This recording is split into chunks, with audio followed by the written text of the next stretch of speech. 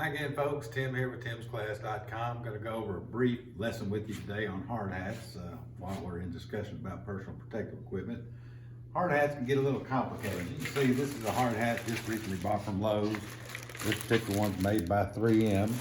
And if you want to read all the directions on the back, which I doubt you do, it will tell you everything you need to know about this hard hat. So I'm going to try and sum it up for you a little closer, a little quicker. All right, let's look at the label on this before we open it. If you look right here, this is a ratchet adjustment, so it's got a simple adjustment to it. And you'll start noticing all these little things here. All right, first of all, you'll see ANSI Z89. That's the OSHA standard that this must meet, okay? ANSI stands for American National Standards Institute, and according to OSHA, all hard hats must meet that standard. And you come down here, it says ZSA or CSA Z94. That's also another standard. You'll notice it says type 1, okay? There are basically two types of hard hats that you're going to be working with. You got a type 1 and a type 2. A type 1 offers protection just from falling, nothing on the sides. A type 2 would provide both. It would provide protection if something falls on your head or if there was a side impact. And it does that by having basically a hard foam around the sides. And you'll see when we look at this, it does not have that. So this is a type 1. And then you get down here and you'll see class, and if you look at it real closely, it says class G and E, all right? There are three basic classifications when it comes to hard hats. You got a G, which is general. You got E, which stands for electrical. And then there's a class C, which provides no electrical protection whatsoever, okay? This meets the G and E qualification, which means it's a general hard hat. It meets the standards for basic impact to the top of the head. It also meets the standards for the E, which is the electrical, which means instead of the standard 2200 volts that it could withstand, this hard hat is actually able to withstand up to 20,000 volts. So it offers a good amount of electrical protection as well. And that's if you're working on a job site somewhere and there's exposed wires, you want to protect yourself from electrical shock or even electrocution if that were to happen. So let's go ahead and take this apart and let's see how we put it together. So I'm gonna go ahead and rip the bag open.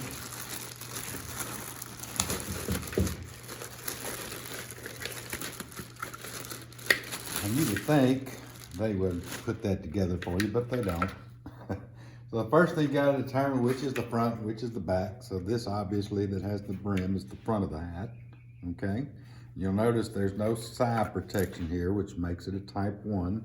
And all those things that it talked about, also, if you look in here, it will tell you all the details about the class and type and all that. By the way, those stickers have to remain in place on here. I have people ask me this all the time about stickers on a hard hat.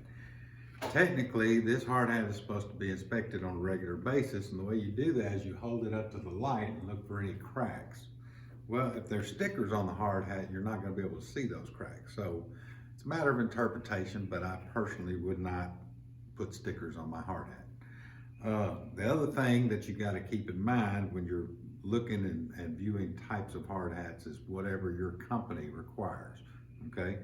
The OSHA standard actually states that anytime there's a possibility of an injury to the head, you have to be, or an injury from falling objects is what it actually says, you have to wear a hard hat. So some companies have interpreted that to mean if there's no work going on overhead, there's no requirement. But for the most part, most companies are going to require you to wear this before you even walk on their job site. All right, so let's put this together. We're just going to set it down. We know this is the front, this is the back. So this is going to be the back part that's adjustable, and I can adjust the size to my head. So the whole issue here is it's going to go down in opposite of what you would think. And you'll notice these have little twisty things here that kind of fold down.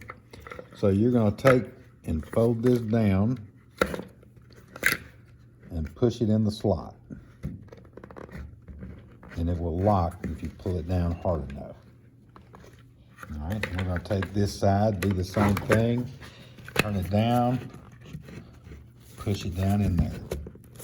I'm gonna take the back side, if I can find it, and we're gonna do the same thing here. Flip it over, push it down.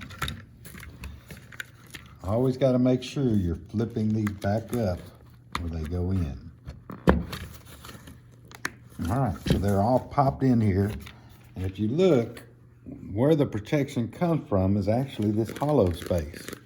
So it acts as a shock absorber. So if something were to fall and hit your head, you've got this big area of shock absorption here. Not anything on the sides, just all on the top. So after I've got that set, I can loosen it up, stick it on my head, and then tighten it down around my head. Voila, got my hard hat. Tip for the day, be safe.